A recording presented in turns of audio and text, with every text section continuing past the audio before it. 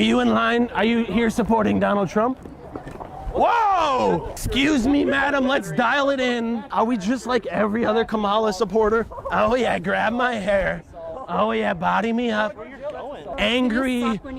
Yeah, we're gonna win big. Absolutely not. This is a public space. Donald, you're harassing me. I'm not harassing anyone. Yes, you are. This is a freedom of speech here. You're harassing me. Yeah, you're harassing me. Donald Trump? You're harassing me. Please leave right. They're gonna call harassment. They're gonna say, next they're gonna say we're sexually assaulting them. Brother, I can say this from the bottom of my heart, sincerely. Nobody wants to sexually assault any of these people. I don't chase booty. You put your hand on me. Give her some space. I would say it's more of a scientific issue than a philosophical one, because if we sure.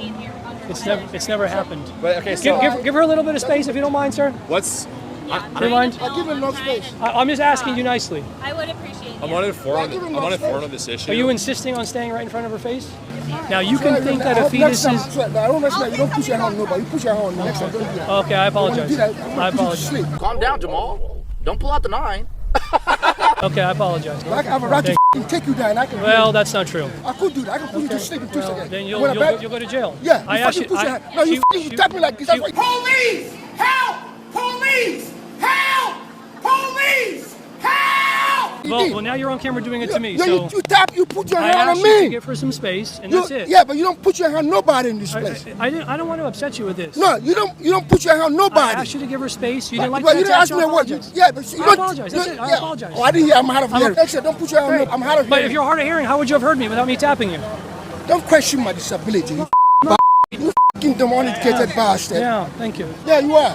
You come and pretend like you're intellectual. Sure. You fool. Thanks for talking. Thank you. Have a good one. Sometimes fighting back isn't physical. Sometimes fighting back is just sitting there letting the other person expose themselves as being irrational. And that's exactly what that dude just did. He chose the right one because there are a lot of Republicans that believe in their Second Amendment rights. So keep that thing on me. You care so much about women's rights, and I'm not disputing that you do, or that it's a big issue, and for the record, I believe in a woman's right to choose. So let's put my cards on the table.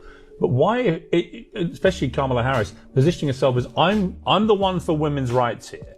How do you equate that with what goes on, for example, in women's sport, which is so grotesquely, there it is. which is such how a is he going to spin this to something so unrelated? But it's not unrelated. Well, the reason I think it's important is that last week the United Nations came out with a report saying 900 women had been deprived of medals by trans athletes around the world. This is outrageous and an obvious direct attack on women's rights. How do you equate, never mind me, how do you equate being for women's rights but also for that attack on women's rights? Because cis female athletes are not dying. What does cis mean?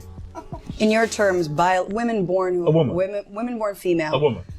are not dying. Let's just clarify. They're what you not mean. being turned You away mean from a woman? What do you mean by that? emergency rooms. Do you mean a woman? But You mean a woman? Wait, hang on, wait. Here's the goalpost. Can you move it a little bit? Because When people ask you what you are, do you go into a long... But you know the When people say, what are you? Do you go into a long speech about cis and things? Or do you say I'm a woman?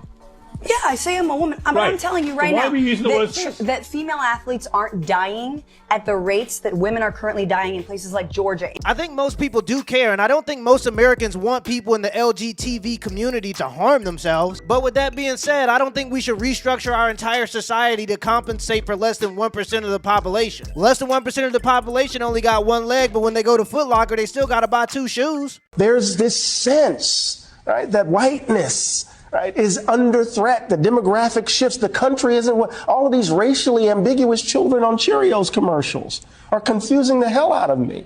Eddie, a lot of people voted because their life's too damn expensive, and it was here, and they voted for. You're telling me, Stephanie, that all of these people who believe that their lives are, that bread is too high and eggs are too high, that they voted for a convicted felon, a guy who said we can grab the pea. I think that a lot. They voted for this guy. I'm not defending it, but I think there are tons of people that don't pay attention to, and I'm not defending it, don't pay attention to politics at all. But while we live in the most prosperous country in the world, people are saying life's not fair. I'm not doing well. My son's still living in the basement. I can't seem to get a job. I don't like the status quo. I'm voting for something else. And he was the person. I love you to life. I love you. But I do not believe that.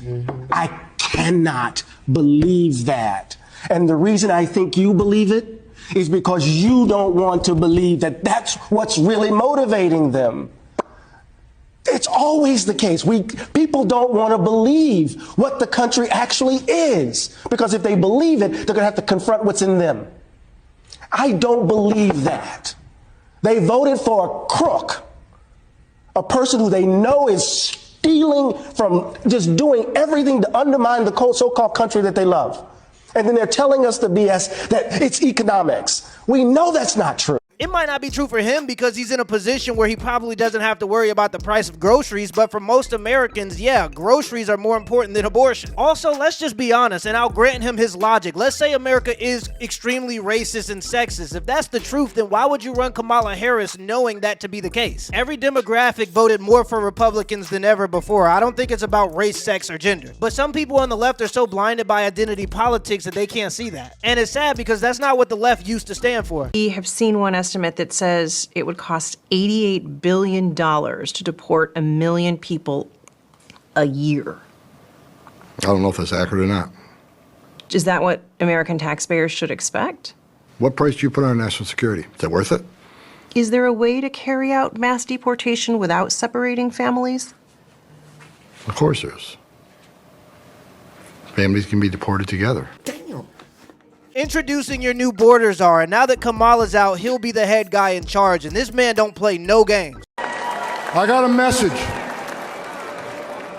As a guy who spent 34 years deporting illegal aliens, I got a message to the millions of illegal aliens that Joe Biden's releasing our country in violation of federal law. You better start packing now. He cold.